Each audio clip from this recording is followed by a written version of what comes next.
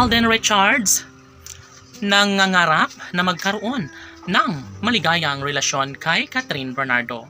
Yes, siguro nga naman ay may katotohanan na ang lahat dahil ito lamang ang isa sa hangarin at pangarap ni Alden Richards na sana'y darating ang tamang pagkakataon na maisakatuparan na isa sa kanyang hangarin na maikasal sa pinakaminamahal na si Catherine Bernardo.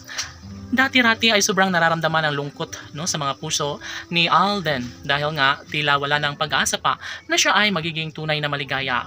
Ngunit dumating sa puntong nangyayari nga ang isa sa kanyang hangarin na sana'y magkaroon siya ng babaeng mamahalin at ito nga si Catherine Bernardo. Huy, gigil! Siyempre excited lamang sa araw-araw na buhay ang gwapong aktor na si Alden dahil nga sa pag-ibig na inialay sa kanya ni Catherine Bernardo.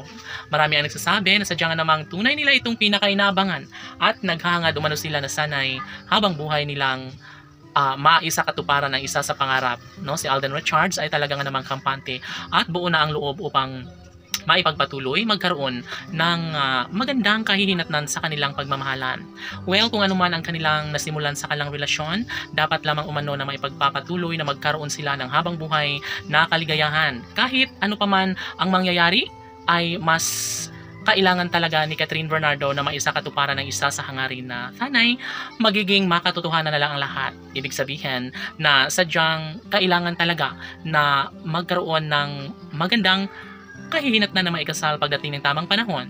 Si Alden Richards ay malungkot kapag hindi makikita at makasama ang pretty girl na si Catherine Bernardo.